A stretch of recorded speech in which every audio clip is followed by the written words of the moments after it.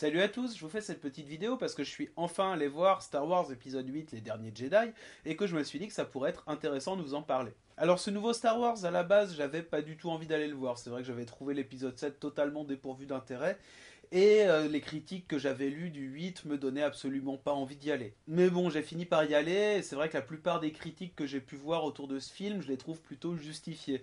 C'est vrai qu'il y a beaucoup d'incohérences scénaristiques, il y a beaucoup de longueur, je me suis un peu fait chier dans la salle. Enfin bref, c'est clairement pas le meilleur épisode de la saga. Et pourtant, ce film a clairement un mérite par rapport au précédent, c'est que le réveil de la Force ne prenait absolument aucun risque et fêtait juste une mauvaise copie de Un Nouvel Espoir, alors que là, il y a clairement une volonté de la part de Rian Johnson de s'émanciper de la saga, de ce qui a pu faire son succès. Et même à certains moments, cette volonté de rupture par rapport à ce qui a fait le succès de la saga est assumée de manière assez radicale.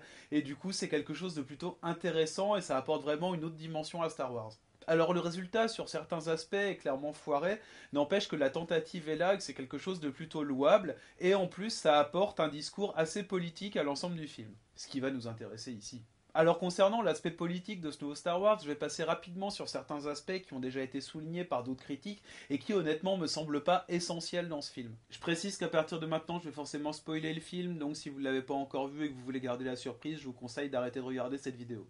Alors oui, le film nous dit de manière assez peu subtile que manger des animaux c'est pas bien, surtout s'ils sont mignons, parce que les poissons que Luke pêche tout le monde s'en fout, que les marchands d'armes sont très très méchants et pensent avant tout avec leur portefeuille, et que pendant que les riches s'amusent, il y a des pauvres qui galèrent. Voilà, c'est gentillet comme message, ça casse pas des briques non plus. En même temps, a priori, vous avez pas besoin de regarder Star Wars 8 pour comprendre que vendre des armes à des mecs qui s'habillent comme des nazis, c'est pas bien. Par contre, au-delà de ça, je trouve que le film offre une réflexion intéressante sur les dogmes et sur la nécessité de les dépasser pour pouvoir construire l'avenir. On peut même dire que c'est la thématique centrale du film qu'on retrouve jusque dans le titre Les Derniers Jedi, qui montre clairement une rupture entre un avant et un après. Il faut être conscient qu'au fil des années, en même temps que Star Wars acquérait chez ses fans un statut de mythe, une véritable mythologie se développait à l'intérieur du monde de la saga. Quelque chose de très codifié, avec la ligne de fracture indépassable entre le côté obscur et le côté clair de la Force, incarné par les Sith et les Jedi, les maîtres de ces deux ordres incarnant du côté des Jedi la sagesse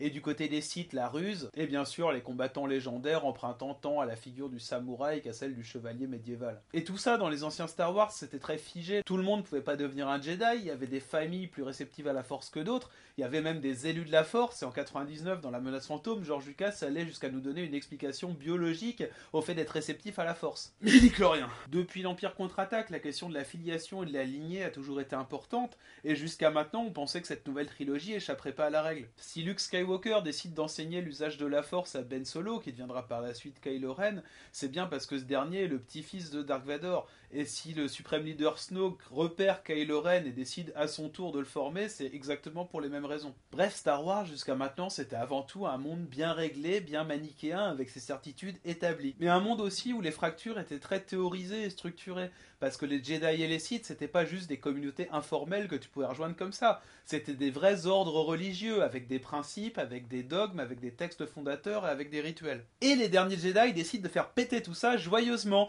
parce que si cette histoire existe, c'est parce que absolument rien ne s'est passé comme prévu. Kylo Ren n'a pas du tout été l'apprenti que Luke espérait, il n'a pas du tout été l'apprenti que Snoke espérait. Le fait qu'il se pose des questions et qu'il n'ait pas le comportement qu'on attendait de lui a poussé Luke à essayer de le buter et a poussé Snoke à le sous-estimer gravement. Et au final, face à Kylo Ren, les deux grands maîtres, celui de la lumière et celui du côté obscur, se sont retrouvés chacun à leur manière complètement largués. Alors Luke s'en est finalement rendu compte, après son échec, il a compris qu'il était plus en phase avec ce qui se passait, c'est pour ça qu'il s'est retiré du monde et qu'il veut pas revenir, parce qu'il sait que c'est plus à lui de sauver le monde. Ce qui est marrant, c'est que confronté à son propre échec, il va réfléchir et théoriser les limites du mythe du héros, alors même que ce mythe est à l'origine de la trilogie Star Wars. C'est limite méta en fait comme réflexion. Et en s'affranchissant un peu de sa propre mythologie, en regardant la réalité en face, il va faire des constats terribles, à commencer par celui que les Jedi se sont lamentablement plantés. C'est les Jedi qui ont créé Dark Vador, c'est les Jedi qui ont permis à Dark Sidious de devenir empereur, et c'est les Jedi qui, parce qu'ils s'intéressaient plus aux prophéties qu'aux faits réels,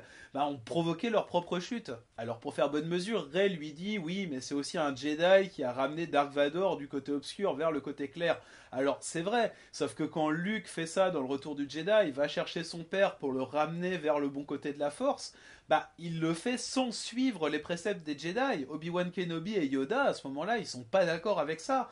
Luke, il le fait justement en écoutant son cœur, chose que normalement un Jedi ne doit pas faire. Et derrière ça, il y a une leçon, c'est que si tu veux changer la réalité, bah justement, tu pars de cette réalité. Tu pars pas de bouquins, de théories qui ont été écrits 150 ans, 200 ans ou 3000 ans avant et qui sont censés te donner la vérité. Ça veut pas dire que la théorie ne sert à rien, juste que c'est pas l'essentiel et que ce que les anciens ont à transmettre, bah a priori, c'est plus leurs propres erreurs que des vérités préconçues. Alors c'est vrai que souvent, quand tu veux changer le monde ou avoir un impact sur le monde, il y a cette tentation de s'identifier à un certain camp, à une certaine histoire, et de mythifier certaines personnes. Pour Rey, c'est le cas avec les Jedi et avec Luke Skywalker, mais en vrai, dans la vraie vie, ça peut être avec Che Guevara ou dans un autre genre avec le général de Gaulle. Mais en vrai, est-ce que c'est vraiment utile? Toutes ces figures tutélaires, tous ces textes fondateurs, est-ce que à un moment, ça ne devient pas plus des boulets qu'autre chose pour comprendre la réalité?